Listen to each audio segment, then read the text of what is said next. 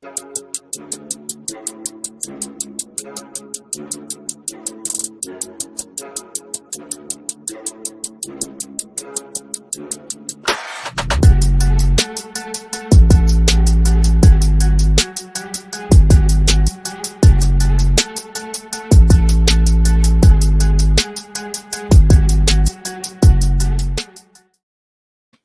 afternoon, Razorback Nation. We are back with this Sunday's Razor Recap. We are brought to you by our proud sponsors over at Razor Pigs. Looking good, never felt so fun. Razor Pig is the Arkansas-born brand, bringing some serious style to the golf course, tailgate, and everywhere in between. From high-quality polos to head-turning hats, they've got what you need to rep the natural state with pride. Founded right here at home and now run by a Razorback-loving family, Razor Pigs is where comfort meets cool. So go hog wild and shop Razor Pigs today at razorpigs.us and our friends over at Scarlet Letter, Arkansas's very own handcrafted spiked seltzer. You can check them out today. And even if you're in Northwest Arkansas, you can check out the Core Brewery Tap Room, where you can get Scarlet Letter on all of it in all of its various flavors, as well as their new hard teas that they just launched. So go check them out today. And we are officially in August. We have football this month, and I don't know about you, but I'm excited. Yeah, man, what's not to be excited about? Less than 30 days away from football. There's 3 days into fall camp.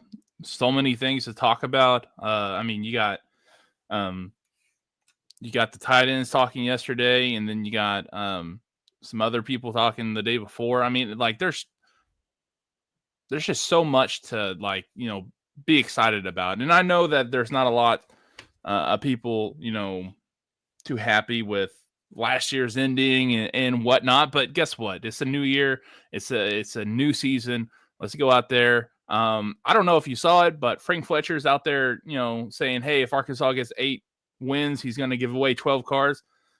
Go help Arkansas get to 8 wins and maybe get yourself a car. So yeah, no, there's so much to be excited right now. And I'm just glad to be talking ball right now. Exactly. And, we decided to go ahead and start adding some of our position preview on Razor Recap, because we talked about, like we said, here in a few weeks, there's going to be football, and we need to get through the rest of these position groups. We've walked through most of the offense, and, today we're going to talk about probably one of the most scrutinized or magnified position groups that we'll talk about on offense, and that's the offensive line. After last year's slight improvement, but not a ton. I mean, Taylor's injury, still not having time to throw. We want to see drastic improvement this year. Sam Pittman, the offensive line guru, you want to see that. A lot of fans say, that's what they haven't been happy about. So we'll get into that here in a little bit. But before we do, some other Razorback news across different sports and things like that. Sticking with football right off the bat here, Arkansas got a commitment from 2026 running back Jordan Avenger. So he is the 27th commitment for next year's class, the class of 2026. He comes to Arkansas out of South Carolina, 6'3", 225. He chose Arkansas over his co-finalist school, East Carolina. Some other schools were wanting to recruit him to come in and play linebacker. It's to be seen that he could do that here. Not sure how that's going to go. I kind of have to see depth and things like that next year. But he is a 3-star prospect who ranks 141st among all linebackers nationally and 24th in the state of South Carolina. So he's going to have some, to Angel's point here, he's going to have some competition with Cam Settles and a few other guys like that are on campus this year. Settles is already getting some praise from this coaching staff already, and he could see action as soon as this year. Depends on different schemes and, guys staying healthy and whatnot. Your thoughts on this commitment out of South Carolina? Yeah. Well, I kind of want to hit on that Settles thing real quick. I don't know if you guys watch these. They're kind of like little B-roll shots of like practice. Just there's nothing really going on except for the practice. And they did this running back drill where they were running through dummies and they were trying to stay up, and then they were spinning off at the end. And this little guy goes through, and I'm like, gosh, who is that? And it ended up being Cam Settles. And I'm just like, well, he's got like the height and everything on the stat sheet, but you know how much these kids like grow from whenever they get on to campus to whenever they start playing. Like, I think, yeah, I know what he can do, Angel. But if just, watching them, start out so small and everything and then grow into these big hulking dudes, that's crazy to me. But same with this dude out of South Carolina. Don't know a lot about him. It kind of, I know there was some hinting at it that he was going to commit to Arkansas before, but I didn't pay a whole lot to it. Like, Caleb was like, "Hey, he's going to play running back right before this," and I was like, "Wait, I thought he was going to play linebacker." So we'll see how he does. He's super excited to be a Hog for sure. Like, the dude's kind of tweeted about him quite a bit here and there. But yeah, it's another good piece to have. We'll see how the competition is between him and whoever comes in the next class too. With those guys like Settles and Braylon Russell if he ends up staying. But yeah, solid pickup. Yeah, one of those things where you have several guys that they come in for one position, end up playing the other. The number of guys that we've had that play between positions, I like to think back to a guy like Quincy McAdoo. Came in to play receiver, played DB, played heck of a DB before his injury. A guy like Rocket Sanders came in as a wide receiver, switched over to running back, excelled there. So, you see perfect example throughout the different seasons of guys come in, slotted at one position, they make the transition to the other one, whether it be a coach is like, hey, if you want to move over here, we might can get you in the game, get you some playing time earlier, or, things like that. So, just be prepared for that. Yeah, like Angel says here, Antonio Jordan flashing through camp. Love to see that. I feel like the way things are trending and how these coaches are exciting for him, I don't think it'll take long for him to get on the field this season, especially in these first few games, Alabama, A&M, Arkansas State. If Arkansas builds up a little bit of lead, let him get plenty of playing times running with the ones and things like that. So it's exciting to see the news coming out of fall camp so far. And I think a lot of Arkansas fans are just glad to see that there's some type of something going on in Razorback Nation since, baseball's finished up mid-June and now, it's time for the next thing. Yeah. Talking about kids who come in small as freshmen, Antonio Jordan's not that. He's he's all man. He's a big dude. So yeah, I'm excited to see him play and see what he can do. And Coach Pittman's pretty confident about how he's gonna get some playing time this year. So I'm excited. Yeah, even Hustle Hog here says Jordan and Ferguson look pretty good. So he's talking about Jacaden Ferguson, freshman wide receiver. He's out there making plays as well. So it's like we talked about very quick. Yeah, like we talked about the other day, that there's a lot of talent in this wide receiver room. It's just like let the cream rise to the top, and we're seeing guys make plays in fall camp already, vying for their playing time. Because I don't think like we talked through who we kind of thought would be your starters, go-to guys, but that's part of what fall camp is for, is kind of figuring out the rest of that depth chart. Maybe somebody comes in, rises up that depth chart that you weren't, you didn't think you would see this early on, and guys coming in making plays, flashing their abilities. That's what you want to see. Yeah, exactly. I was kind of like that with C.J. Brown last year. And I know Hobbs has his thing about that fumble, but take away that fumble, he had a pretty decent year last year.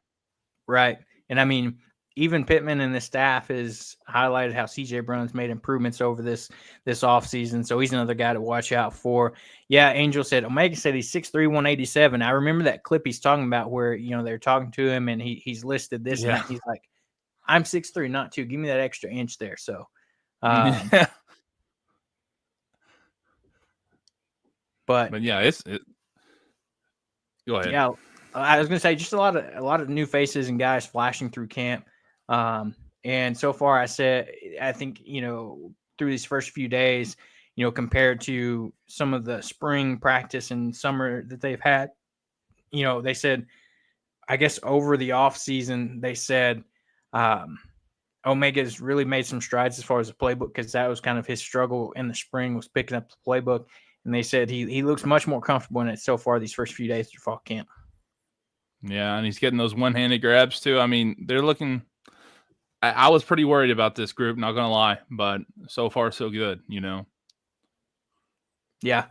And so jumping over to some other Arkansas news, before we know it, Arkansas soccer will get started up. We know how well our women's soccer team is. You know, 2 exhibition games coming up this week. Tuesday, August 5th versus UT Martin, free to the public, as well as Saturday, August 9th versus Oral Roberts, also free to the public. This Arkansas soccer team has set a program record for being the highest ranked preseason ranking they've had in program history at number 6. And that'll be put to the test early on, as their first 2 games of the season are versus number 13, Iowa, and number 2, Notre Dame, both at home.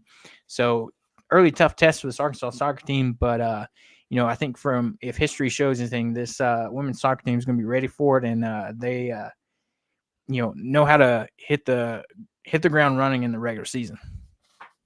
Yes, sir. I'm excited for it too. And maybe they can get a little bit of that Notre Dame action going before Arkansas has to face them in September. That'd be pretty cool. That, or if they lose, Arkansas can go back and, you know, hey, we're gonna play for you ladies or something, you know, a little bit extra of it. No, but still it's cool to see them come in ranked number 6 like that.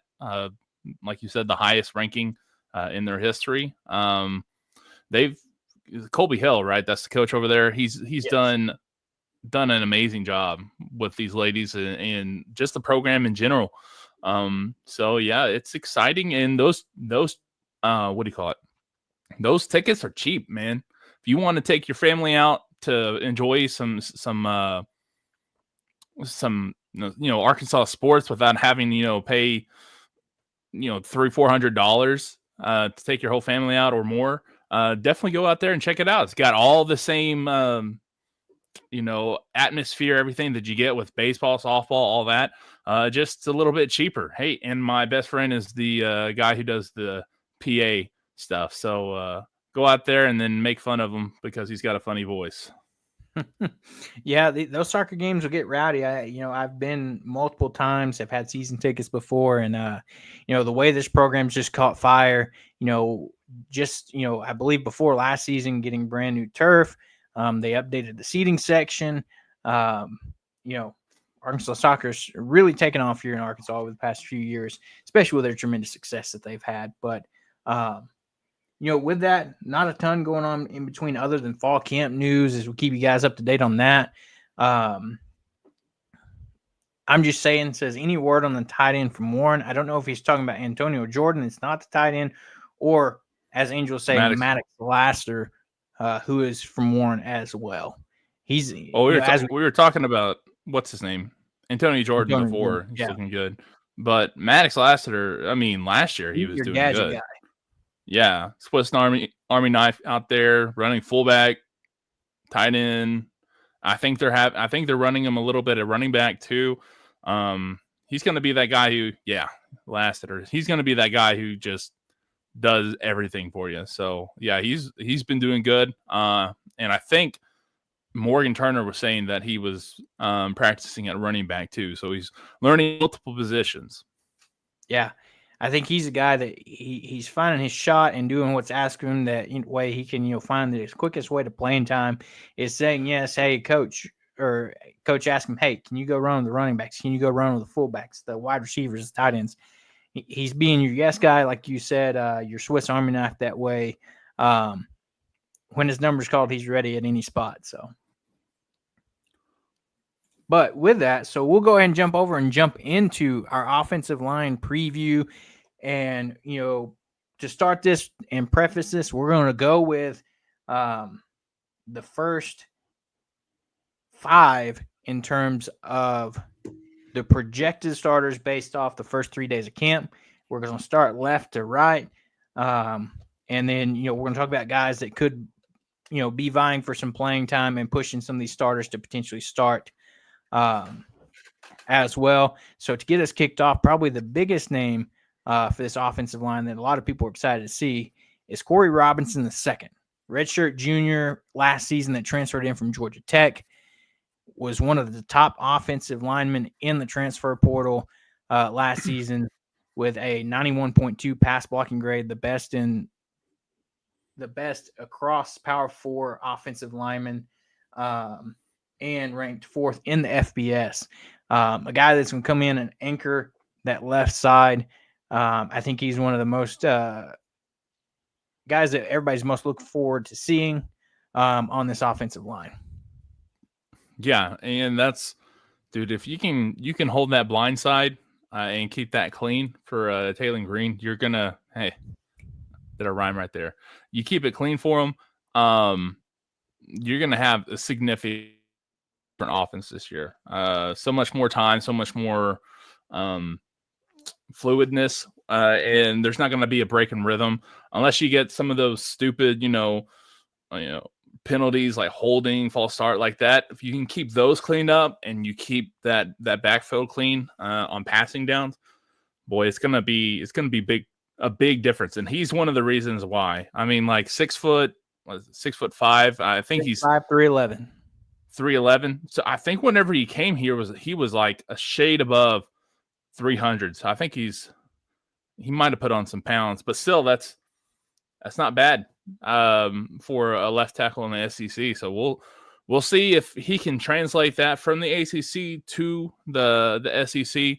But I don't really think there's that much of a difference between tight end or between like defensive ends in the ACC and defensive ends in the SEC. Obviously, a little bit of a difference, but I don't think he's gonna have much trouble. I'm excited to see what he can do and just see what Taylor can do whenever he has that clean pocket, especially from the blind side. Exactly. And, the offensive line, that's going to be one of the key pieces to how much success this team has, especially the offense this year. We've talked about it week in and week out, how last year, Arkansas, one of the best teams in the country between the 20s, but you hit the red zone.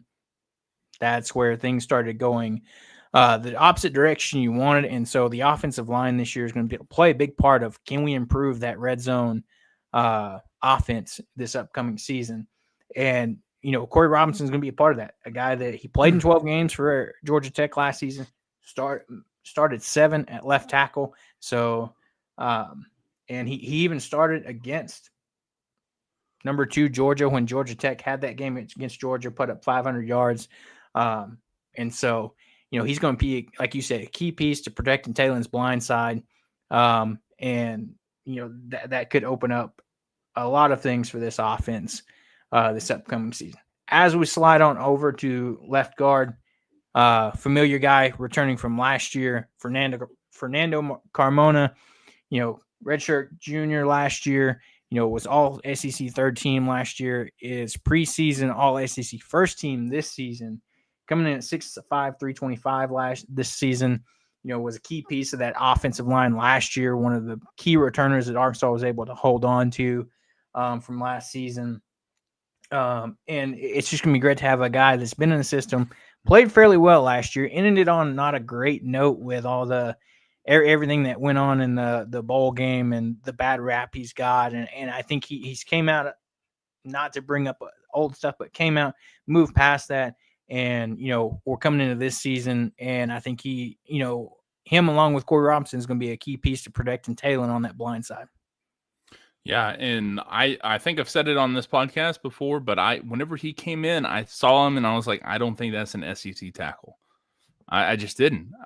He's much more stocky. You look at him versus, Robinson, or heck, even Shaq, which we'll get to in a little bit, or Marion Harris, who we've seen before. They're long and lanky and, still at that 6'5", 6'6", 6'7" area. Like you like to see tackles, but whenever you look at him, I mean, he's a 6'5", all of it, but he's also kind of stocky. He just didn't look like it to me whenever I think they were trying to put a square peg in a round hole kind of thing, putting him at left tackle in the SEC. I know that's what he played at San Jose State, but that's a big difference. So seeing him go in to the left side, to the left guard position, I think that's going to fit him a lot better. As long as he can, I think he talked about it in his press conference, as long as he can get the steps down and figure out that pass blocking. That's going to be the main thing. Yeah. And I mean, that's the big thing too, with guys like him that, maybe they at some, lower level programs played that left tackle spot. But, for him, like you mentioned, not having as much length as far as his arm reach, length, size, that type of thing, for him to move inside. And like you said, as long as he can pick up, the steps, the scheming for the pass blocking, his assignments, things like that, I think it's going to be good. He has an experience starting here. He has that relationship with Taylor built, that trust. So, it's going to be key for him to, play a big part in this offense next year. And I'm just saying, says Austin knows O-line. It's his favorite position, so he is going to be fine-tuned into these guys and watching these guys this year. As we continue to scoot over, projected starter at center, another transfer that came in this offseason, Caden Kittler, redshirt sophomore last season at UCF, transferred in. Started 11 games, 79.1 pass blocking grade last season. Comes in 6'3", 305 this year. He started 11 games for UCF last season. And, we know the system that he played in, Gus Malzahn, runs a very similar offense to what Petrino runs with a mobile quarterback. Played, center for a former Arkansas quarterback last season at least at the beginning of the season. And so a guy coming in that is a true center that knows how to play center. I think that was the question mark last year, especially going to the bowl game too. You didn't have a true starting center. You've got a guy that comes in, started 11 games last season. And, like you said about kind of Carmona, guy doesn't have as much length as like a Robinson or McCrory, those type of guys, but, still great size. And as long as he come in, get that relationship, that snap count, that cadence built with Talon, I'm excited to see what he can do. Yeah, no, I'm really excited about this move too. And it's like if you put Addison Nichols and you put Caden Kittler next to each other just on their own, I would probably say Addison Nichols a better offensive lineman. Like just knowing, like just 1 and 2, right? But here's the difference. Addison Nichols didn't play center at a high level until he got to Arkansas, right? Kittler has played that his entire life. And if you go back and listen to the podcast with Fernando Carmona and DJ Williams a couple weeks ago, where they broke down a whole lot of film, if you're a film nerd and you like that kind of stuff, I'm telling you, you need to go watch it. It's really, really cool stuff. And they kind of gives you an idea of what actually happened last year. And one of the things that it was much of an issue it was all season long, 2 plays actually. But that defensive touchdown that happened against Ole Miss, you remember that? It was the first touchdown of the game. That was because Addison Nichols called the wrong ID. So he called the defense wrong, and it switched up the offensive line's protection. And that's why there was a guy on Taylor Green so dang fast. It wasn't because Marion Harris didn't do anything right. He did what exactly he was supposed to do compared to what Addison Nichols called out. Having a guy who's played the center position for his entire life, basically, that is going to be the difference, I think, in this entire scheme. Because when you look at the center is going to be your quarterback. They're the quarterback of the offensive line.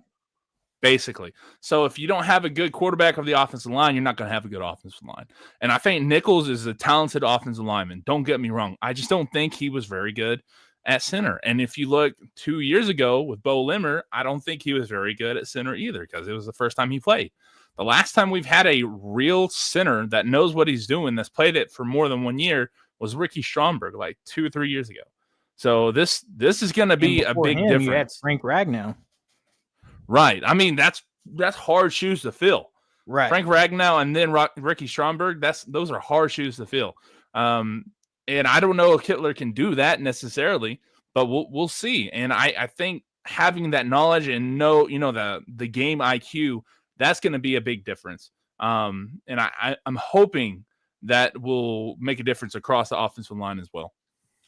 I agree. And that's the thing too. These guys, have to know the playbook just as much as Talon does, or if not better, to be able to read the defense, make the calls, to adjust the blocking scheme, the protection, the assignments, and things like that. And so, like you said, a guy that has played center for years, on top of that, has played it at a high level, playing at UCF in the Big 12. So, I think that's going to be beneficial for this team. Once as long as he picks up that playbook and those schemings, blocking, protection as well, is going to be big. And so I'm excited to see what he does in this Arkansas offense and what improvement we see. Angel says Addison hiked the ball low a lot. We did notice that a lot.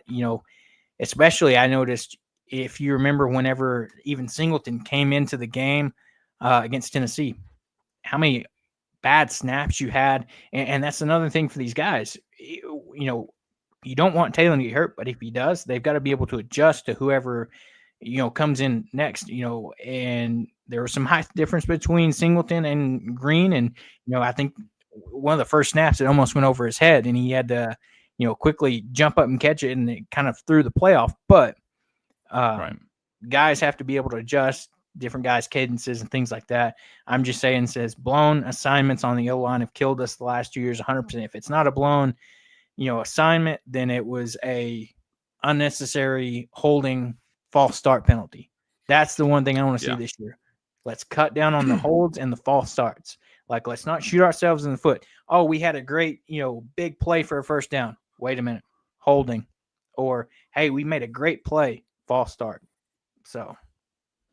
Yeah, no, those are going to be killer. Those are always killer, because you can have the best, your best lineup drawn up. So here's what happens usually in these games is that the first offensive drive, the first 10 plays are scripted.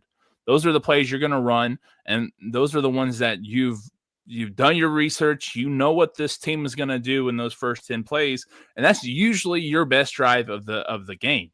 Right? Give or take a few explosive plays here and there, like consistently on a play-by-play basis, is going to be your best drive. Arkansas last year, their first drives, and the year before that too, their first drives were killing them because of stupid stuff like that. You having people, holding or false starts or, clock management problems, stuff like that. And that's got to change. That's not just on the offensive line, too. That's on everybody else.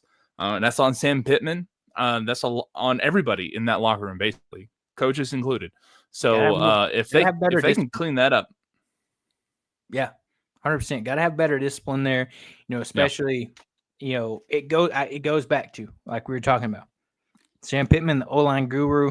He talked about in his press conference before fall camp that he's excited to where he doesn't have to be on a golf cart. He can get out there, get more hands-on work. And hopefully he's doing that with the offensive line. I still have somewhat some confidence that Pittman is still that O-line coach we know he is. And so hopefully he gets back to his roots a little bit more this year. Year two, Bobby's handling the offense. He can go work with Eric Mateos in this offensive line and kind of really hammer home the discipline and how important that's going to be for this season. Yeah, and that's going to be key. And, that's one of the things that people have really that's one of the biggest criticisms of Sam Pittman is the discipline of his teams. And you would think he's kind of a hard-nosed coach. Everybody wants to think he's a, old cold beer type of dude, but you talk to any of these players, they're like, yeah, he's kind of an old school guy out there. And I think maybe that's one of the problems that he has, especially before like Remy Cofield got here, because he wanted to be that old school guy in the new school era.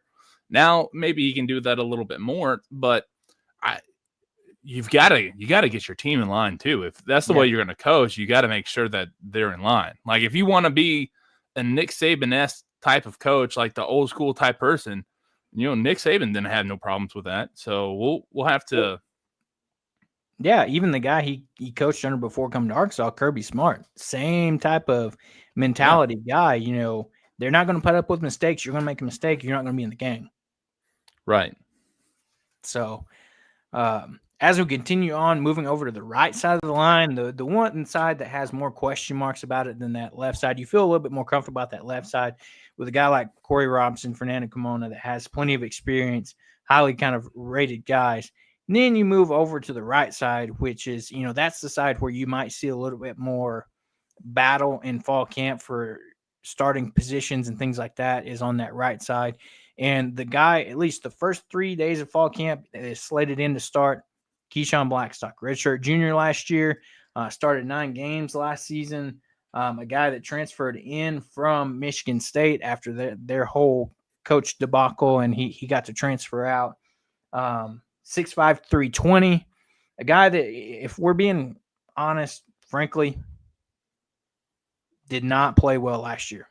I don't know if it was just he couldn't pick up the offense, wasn't fast enough, didn't know his steps, whatever it may be. But, he started those 9 games, but did not play well in a lot of them. Missed some blocks, some assignments like we talked about that are key. And I think he was a big proponent in, several of those that caused some busted plays last year. Yeah, a lot of it's his footwork. Footwork's not good. They're kind of slow. And the thing is, like, whenever they played UAPB, which obviously I shouldn't have thought about this at this point, but he looked good. He looked not just his feet, but his tenacity. Like you want a guy who's got a little bit of an edge whenever they play offensive line, and I think he has that. It's just whenever it got up to the extra, the competition that he'd face the rest of the season, that's when he started to slide a little bit. Mm-hmm. Hopefully he's done a lot in the weight room out there, getting some agility drills in, and getting that footwork to where it needs to be. Gotta have those quick feet. You gotta have it. And the thing is, as a guard, you don't have to have it nearly as much, but you can't be, you can't have, yeah. Right. Like you can't have, stones in the bottom of your feet. You gotta be kind of quick, and you gotta, adjust whenever you have something, whenever they go the opposite, another way. You gotta be able to adjust. He just didn't have that. So hopefully we'll see what he can do. I think, I don't know. We'll have to see.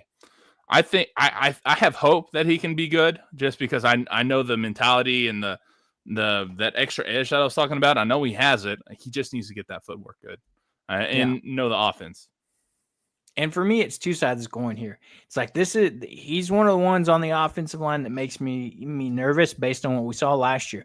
But on the flip side of that, going into fall camp here, if he's running with the ones, then he's had to make improvements. And I'm sure Pittman had a conversation with him about that after the end of last year. It's like, hey, you're going to have to get better, make these improvements, whether X, Y, Z, whatever it may be, to compete next year, because we're going out in the portal. We're going to get offensive linemen. And so if you want to potentially have a starting role next year, we've got to see this improvement.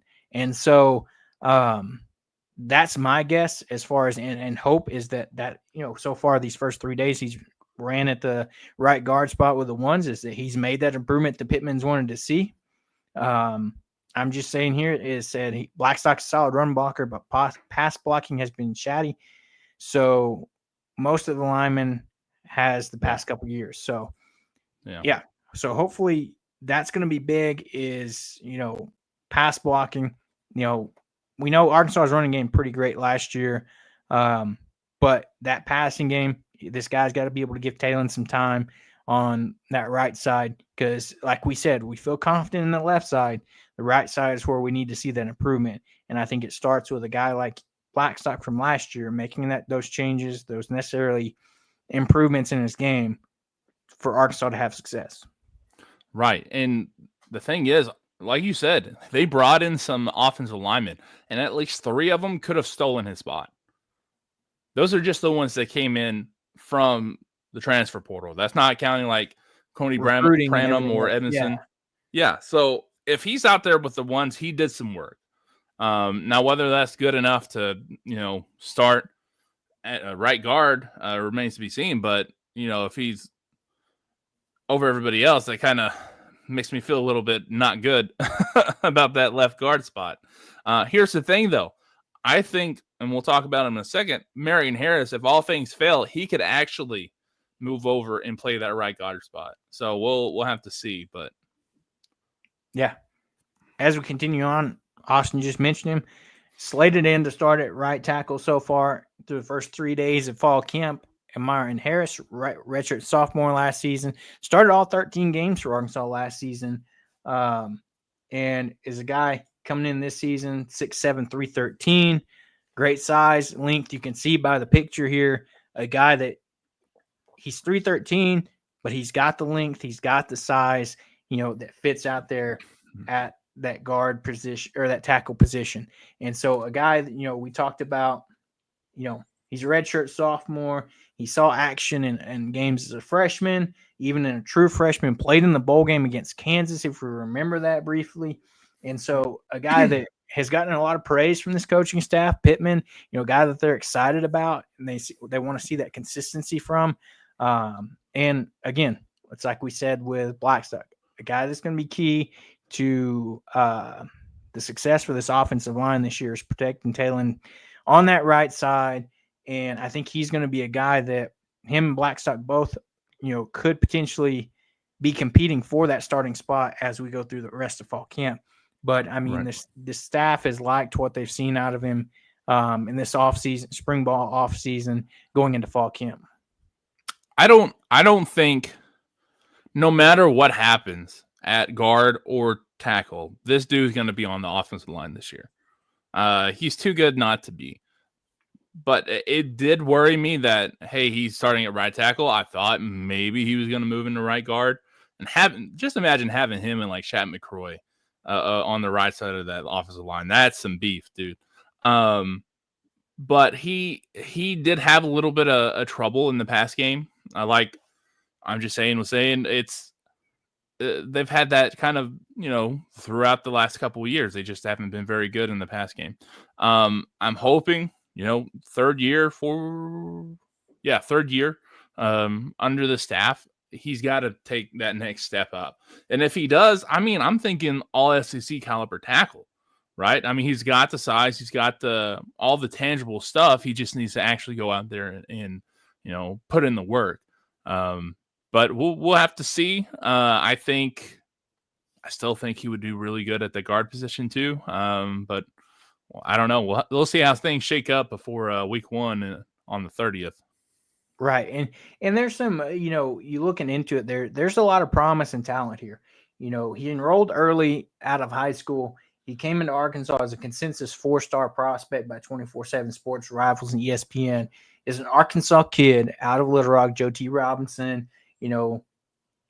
His dad, Elliot Harris, was a former Arkansas defensive lineman from 01 to 04. So, talk about, you have those guys that are,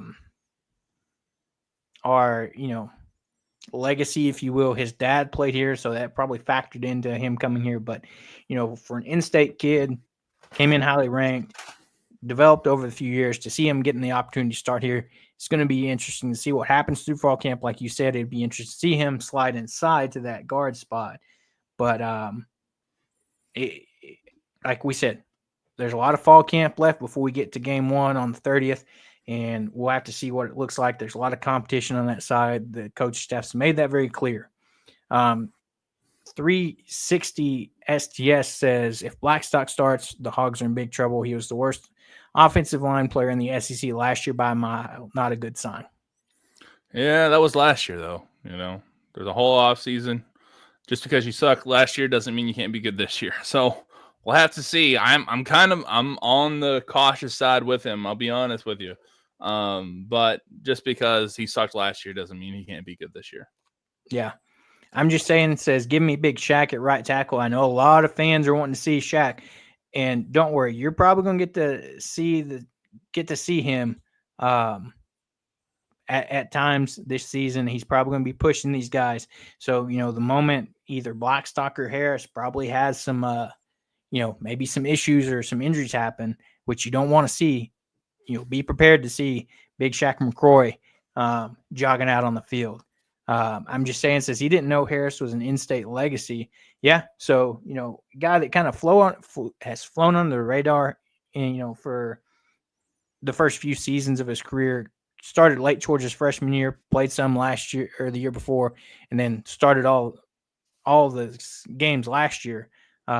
He's finally, I think, kind of making that jump a lot of people want to see. So now this year, can he step it up even to that higher level now?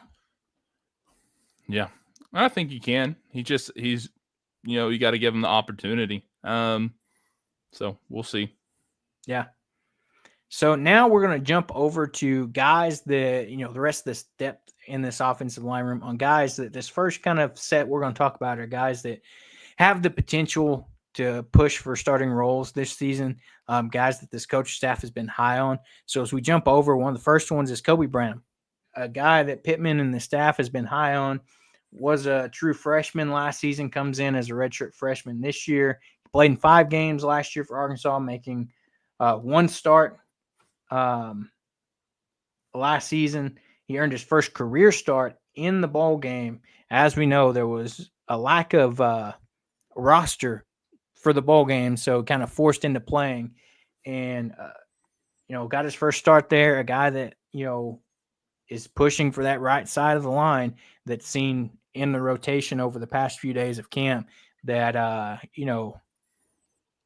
if Blackstock or Harris are looking over their shoulder, you've got Kobe Branham's that's out there competing. Right. And that's as a starter, that's going to push you, right? It doesn't matter who it is over there. I think Kobe probably has a chance to, battle for that position. I think he'd do much better as a guard, but heck, I don't know. Maybe they want to put him at tackle every once in a while. I don't remember. What did he play in that Liberty Bowl? I'm pretty sure he played guard and Edmondson played tackle.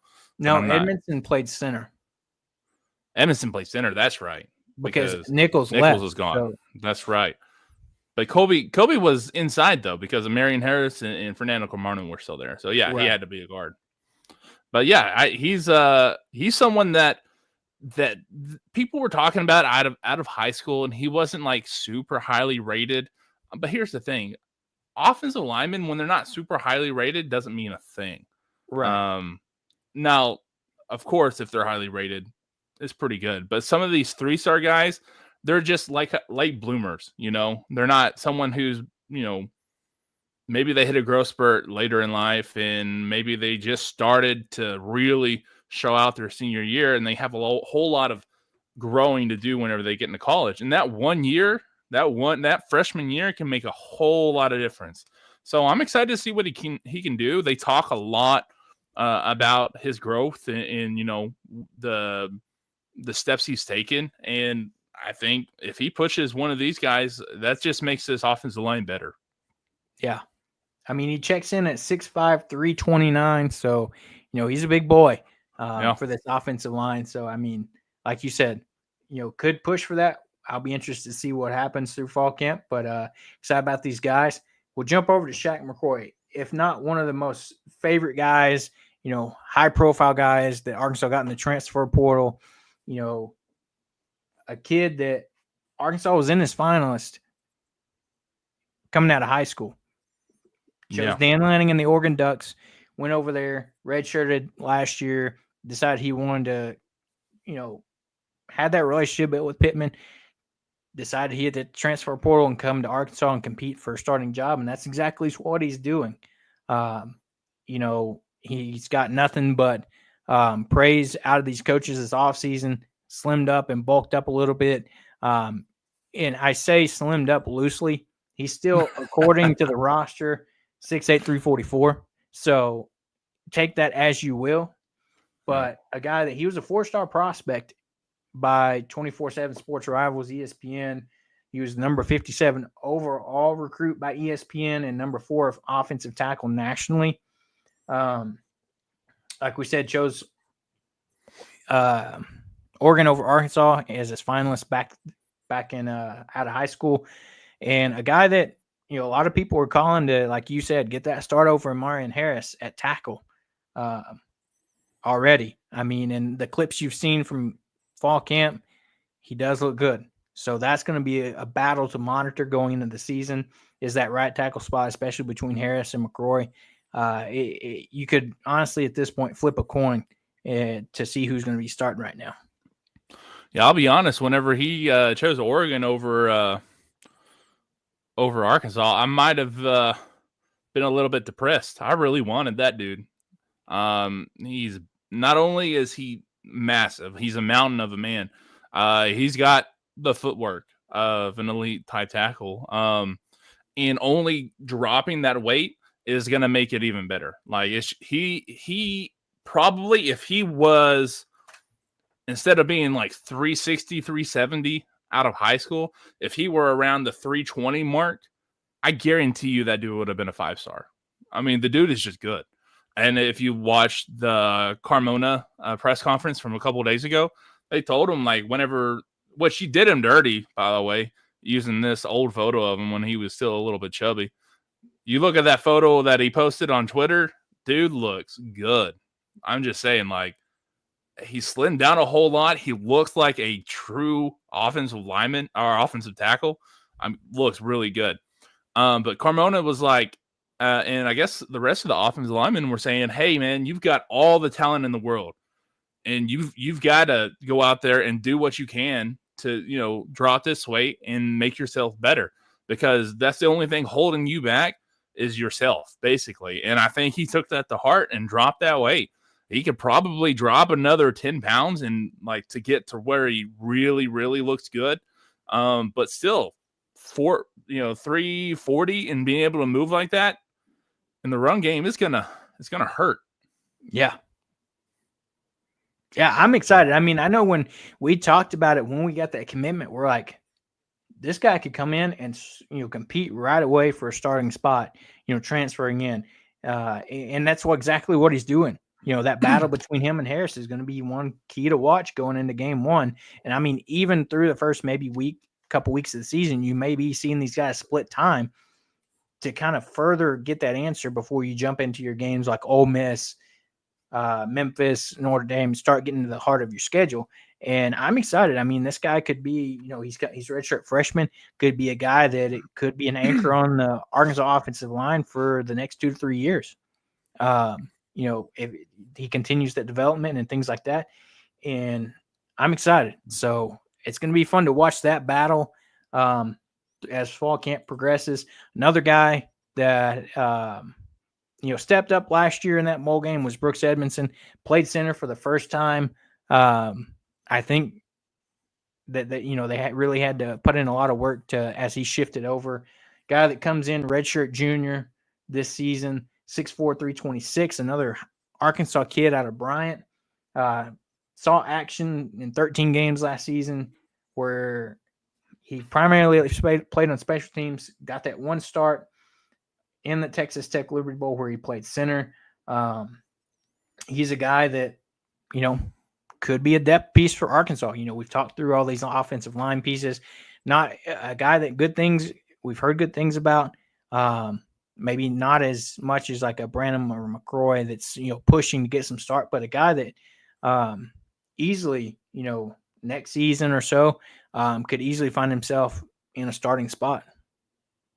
Yeah, exactly. And I think especially like Carmona and Robinson going to be on after this season. And I don't know about Kittler. I don't remember how much eligibility he has left, but he's got experience as center and he's got experience. I'm guessing guard and tackle. I'm pretty sure he played tackle in high school. So the dude could probably play one of those 3 positions or any of those 3 positions throughout the season. I think he could be kind of like we were talking about Maddox Lassiter. I think he could probably be that gadget guy. He could probably be that gadget guy this season. We'll just see, like, hey, you know what? Kittler went down.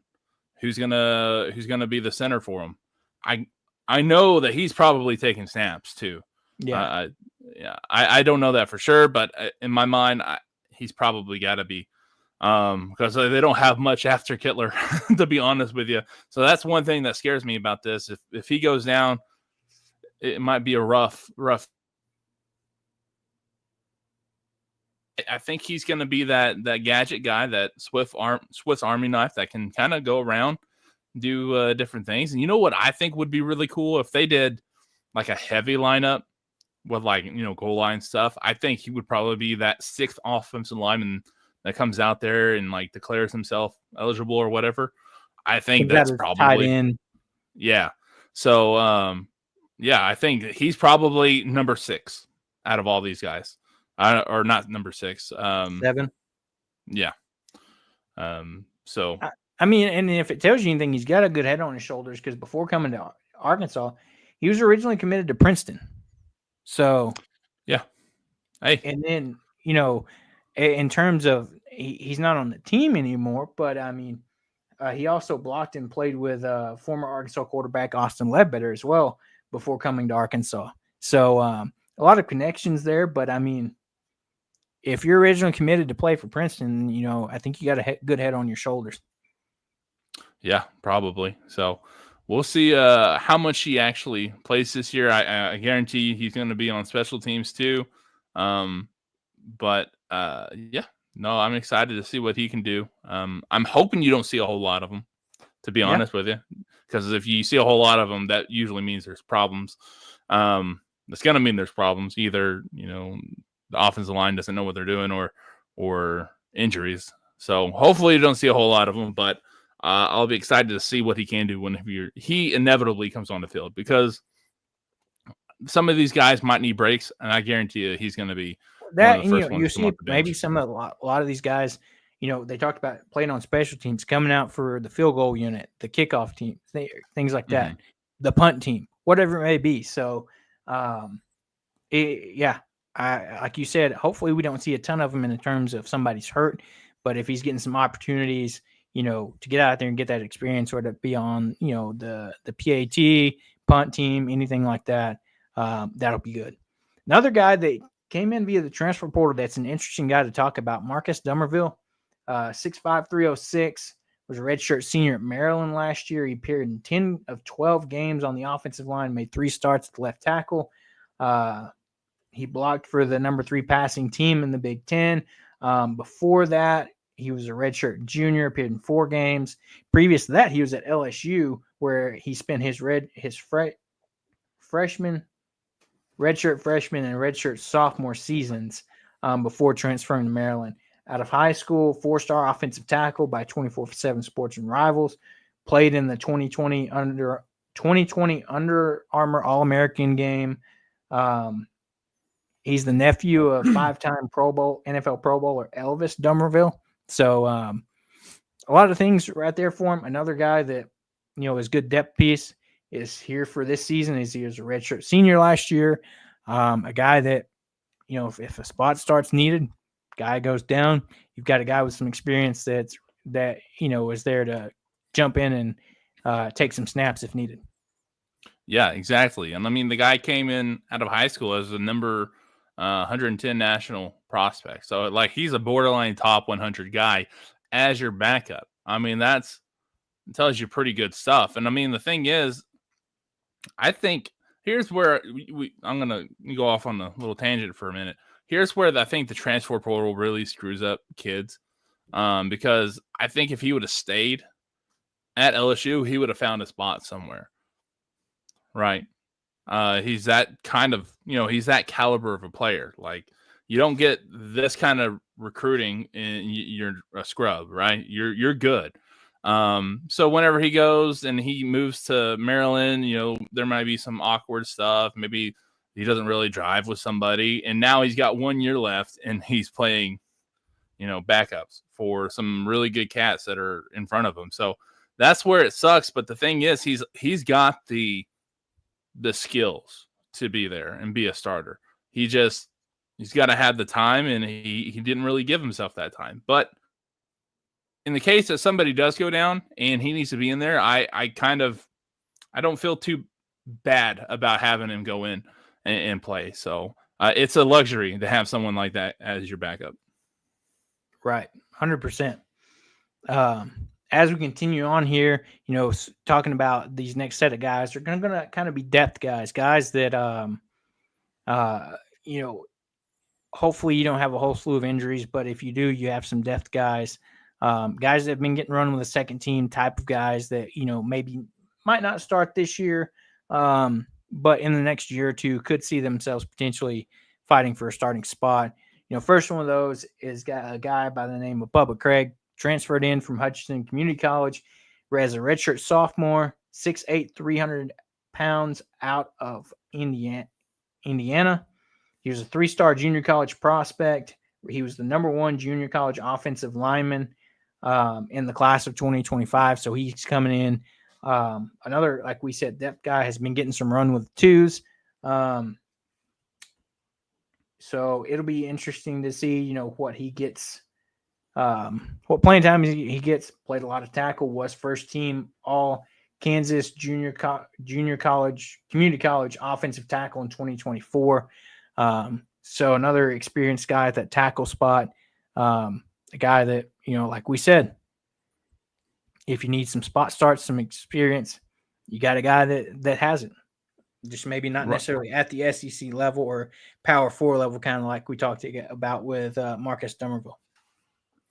Like I said earlier, some of these guys, a lot of these offensive line type guys are going to be late bloomers. And here's where the transfer portal is a good thing, because you have these guys that grow. I mean, he came from a community college, obviously, but this happens at the FCS level too. I mean, look at Isaac Tesla. He's out there tearing it up in the Hall of Honor game? Hall of Fame, yeah. Hall of Fame game.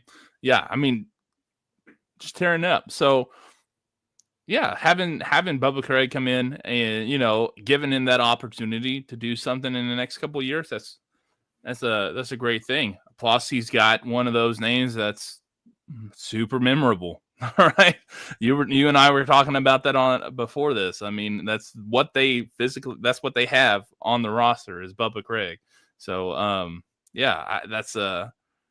that's cool to see. And like you said, I think he's going to be a good depth piece. And if he has to come in, I don't feel super worried about it. Yeah, I mean, this is a guy that I mentioned. We Austin and I jumped on a preview show with a Texas podcast as part of the College Huddle. They wanted us to come on and preview, and one of the random questions they asked us: who of the Arkansas roster would you say has the best name or could be a professional wrestler? My answer was Bubba Craig. I mean, you talk about a memorable name, throw him in some spandex and throw him in the ring. You got yourself a grade A wrestler right there. Yeah, I mean, 6'8" too. Wait, he's a 6'8", 300 pounds. Yeah, heck yeah. He's got size and everything. I forgot who I mentioned. I can't remember. I think you might have said Carmona. I might have said it just because he's already a heel in college football, so it would be a pretty easy move over to be that in WWE or something like that. Right. As we continue on, another transfer guy that came in, Kavion Broussard. We essentially traded him for Patrick Kudus, if you will, that went over to Ole Miss, transferred from Ole Miss, redshirted last year, didn't see any game action, was a 4-star prospect by ESPN. He was a top 20 prospect in Louisiana, listed as a top 50 offensive tackle by 24/7 Sports on 3 and ESPN. When he chose Ole Miss, he chose them over Miami, Florida State, Missouri, Georgia Tech. Some big programs there. Another 4-star guy, like we said, has the talent. Comes in, didn't play for Ole Miss last year. They probably had their starters set. He wanted to transfer out and got a team like Arkansas that, is trying to figure out their offensive line. He can come in, develop this year, and then maybe potentially be a starter in the next coming couple seasons. But, comes in 6'6", 317 as a redshirt freshman. Great size, and it'll be fun to see his development too. Is he a guy that next year we're talking about, hey, you got Kavion Broussard getting the start at, one of your guard or tackle spots, had some major development. And that's going to be interesting to see. Yeah, I think he's one of those guys. See, here's the thing about these ratings. Each one of them's different, right? You say consistent, consensus 3-star. Well, he was like a 4-star according to ESPN. Now, Mm-hmm. granted, I don't think ESPN's recruiting system is the greatest, but the dude has some skill, right?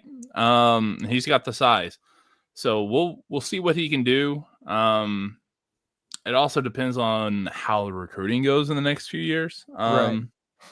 But yeah, I think it was a good pickup. I think doesn't necessarily make up for the fact that Patrick Kudus went to Ole Miss and then two other guys went to Ole Miss, but it did feel kind of good getting, at least one of their guys too. So yeah, we'll see how he does. Another one, great name. So yeah, we'll see. Yeah. I think good depth piece too. Now, if he starts to come in, I'll be honest with you, I'm gonna start to get worried. It's not that I don't think he could be a good guy. I just that's way down the depth chart. I was about to say, yeah, we're getting awfully down down in this list that it's like, man, like what has happened? Like, yeah, so something, yeah. As we continue on here, kind of the rest of these guys are going to be young depth pieces if they stay around. Freshmen, redshirt freshman guys that, It's true. I mean,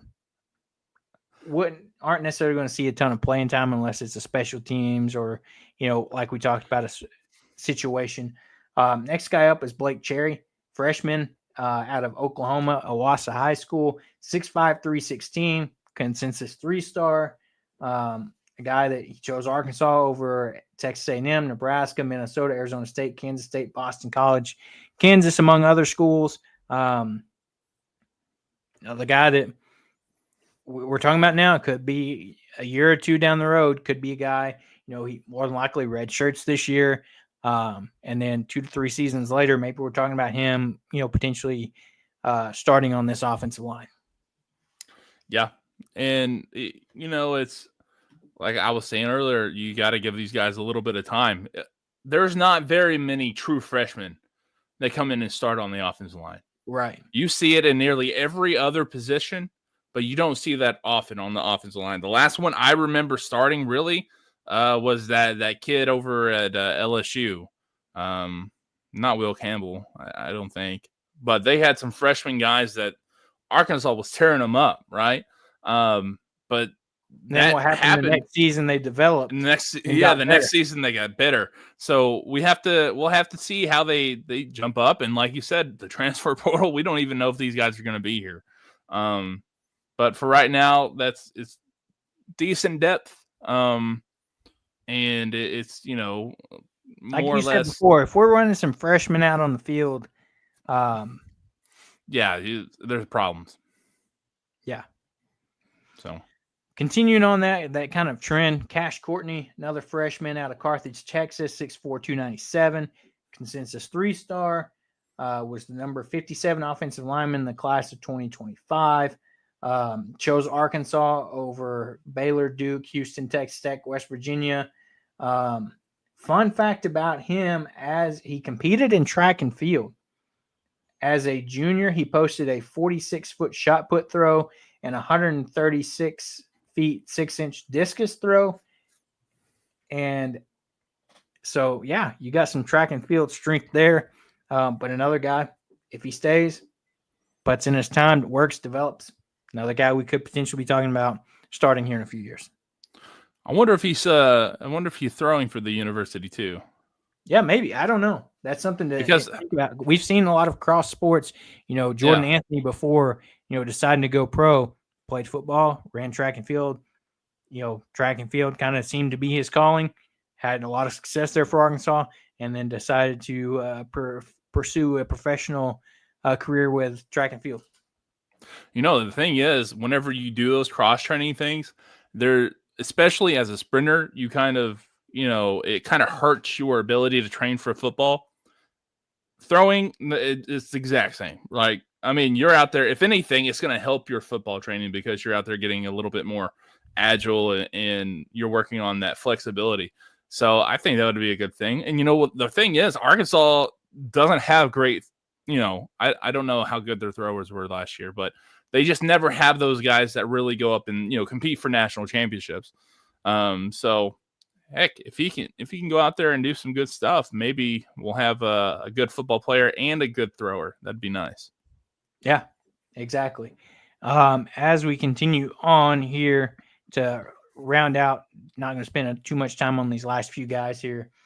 Tim Don transferred in from Baylor, redshirt junior, 6'2", 318. Camden, Arkansas native. Went to Camden Fairview High School, redshirted at Baylor in 2022. Went to Baylor over Arizona State, Missouri, Kansas, North Texas. Played one game his freshman year, redshirt freshman last season, didn't see any game action. Depth piece. That's kind of, at this point, that's what we're talking about with guys like this. Yeah, pretty much. And that's, a lot of depth. A lot of depth. Yeah. So, continue with that.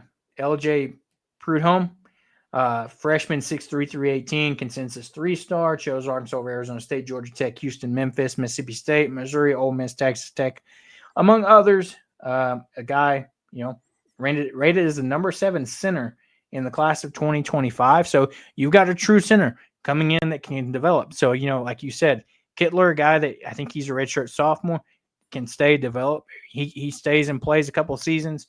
You've got Prudhomme that can maybe develop and, learn under him. Then, maybe Arkansas has its next starting center in waiting here in the next couple seasons. Yeah, man, I hope so. I know there's a philosophy whenever you get to like the NFL and really in college too, that you're like wanting to get offensive tackles. And then if they can't make it an offensive tackle, you move them further down the line until you get to center. And man, there's just something about a guy who has played center for his entire life that I like. I mean, you got to have the guy that knows what he's doing. So, right. So hopefully, I think Prudhomme could probably be that next guy. Yeah. So, continuing there, another guy, Jonas Nancy, redshirt freshman, 6'5", 300, Springdale native out of Shiloh Christian, redshirted last year. It's pretty much it. Not a ton to expand on there. Yeah. Yeah. Just, I'm pretty sure he's a walk-on too. Yeah. And I think the guys that we talk about after this are all walk-ons. Right. If I'm not mistaken. Yeah. And then listed as well, Alex Johnson, redshirt freshman, 6'3", 309 from Little Rock. And then you've got Aaron Smith, redshirt sophomore, 6'6", 299 out of Conway, redshirted last year. Chose Arkansas over Arkansas State, Air Force, Harvard, Dartmouth, Colorado State, Louisiana, UT, Martin, Columbia, Brown, UCA, Yale, Murray State, and others. So very smart kid, to have all those offers and things like that. And so, yeah, walk on kind of that type of player. And then finally rounding things out, Peyton Park Smith, redshirt junior, 6'5", 314, transfer from, played at McNeese. So yeah, I mean, that's what you've got there for your offensive line room. Not a ton of depth. And once we get that far down, guys that are either just, walk on because they wanted to be a Razorback and get to have that college experience, or some either just super young depth pieces. Yeah. And I guess these dudes don't like the 60 numbers because that's all that's everybody who has a 60 number is a walk on. That's curious. What was your offensive line number in high school? Yeah, 71. Me and Shaq are buddies. There you go. Yeah. So, got a question here from Jermaine Perkins. He said, "What's going on with Braylon Russell?" Ooh, is there something I don't know? Well, he might. Is it just because he's not with the ones right now? If that's the question, it's why he's not with the ones. Is it's because Mike Washington's been out there stealing the show. Yeah. I know that Pittman mentioned in his press conference that he's got to stay healthy. that he said that was the big thing with Braylon Russell, is that he needs to see him stay healthy this season. Once he started playing a lot more last year, especially that Mississippi State game, where he broke off that big run, he kind of had some hamstring, flared up that hamstring and had some issues like that. But other than that, I think he's just Mike Washington's come in and kind of stole the show for the most part. Angel says he saw him on film working out today, so he's probably getting some run there. But they've said so far through this first few days of fall camp that it's been one of those things where Mike Washington's come in and really looked good so far. I mean, in fall camp day 3 today, the recap, your depth chart for your running backs were Mike Washington, Cam Settles, and Markeelan Batten as your 1, 2, and 3. So, yeah, and just because those are the depth charts they want, because they want to see those matchups, right? Right. Not necessarily because that's what it's going to be. Now, offensive line's a little bit different because you're wanting to grow that chemistry really early. So I think having Blackstock and having Marion Harris at the left guard or right guard and right tackle is pretty significant, especially for 3 days like that. However, like you were kind of saying about what's his name, Russell, in that run, Ben Souders was talking about how that was the fastest he had run all season long. Yeah. And that's why he had that problem with his hamstring, is because, you can't not do that in practice and then expect to do it in the game and not hurt yourself. So that's one of the things they worked on. They worked on staying at that high speed longer. So it's going to help them, whenever they get into situations like that, where you have a 90-yard run that you can take to the house. So I think if he can, and that's another thing, he lost a lot of weight, and Souders is excited to see him out there a little bit lighter and a little bit less punishing on his own body. So right, and that's the thing too. And I was looking through it. He got some runs with the 2s yesterday. So it's one of those things in fall camp, even though maybe he's not getting a ton of touches, with some young guys like Cam Settles, Markeelan Batten, they're getting these guys reps and seeing what they got on the depth chart wise. I mean, Mike Washington and Russell are going to split time reps this year. I mean, that you're going to keep guys fresh. It's probably going to be a trio of Mike Washington, Braylon Russell, and Rodney Hill, if not more. I mean, you could see a guy like AJ Green. So, since they're not necessarily getting a lot of hype up in practice right off the bat, doesn't mean anything. I'm not worried. I haven't heard any injury news on him. That's the only thing I'm thinking, is he's not getting a ton of touches. Other guys are. But, I mean, as fall camp progresses, they're going to rotate through these guys. Different guys can get the opportunity to, get out there and show what they got. They even talked about how you got KJ Jackson running with the 1s during practice as well. Pittman said he's going to make sure that happens, because they did that with Singleton last year, and it really benefited him, especially with, Pittman saying KJ Jackson is the future quarterback. I mean, he's telling you right now, Taylor's gone. All right, KJ Jackson, step up. It's his, job next year to lose and battle for. So that's what you're going to see throughout, these early days of fall camp. And then as you kind of get closer to a week or 2 out from game 1, you're going to start seeing more consistency from the 1s, and your starter's going to get more run time.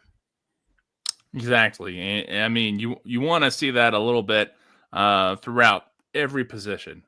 You want to get these guys in front of, especially the young guys. You kind of want to break them in a little bit. I was talking about the Cam Settles thing at the beginning. I was saying that he's getting thrown around, but I could tell they were throwing those dummies a little bit harder at him too. And that's just how it is whenever you're the new guy on the block, right? They're going to want to, acclimate you to what it's like to play in the SEC. So, yeah, I don't think that's anything to worry about. Russell's going to play. There's no way he's not going to play. He did way too good last year to sit on a bench. So, yeah, I agree. And so, We walked through this. A lot of guys we talked about. That first kind of set we talked about is going to be the keys, guys, to keep your eye on. Especially watch that right side as we progress through fall camp. Right now, it's Blackstock and Harris. Who knows? By the time we get to game one, you're talking about Blackstock, McCroy, Branham, Harris, Branham, McCroy.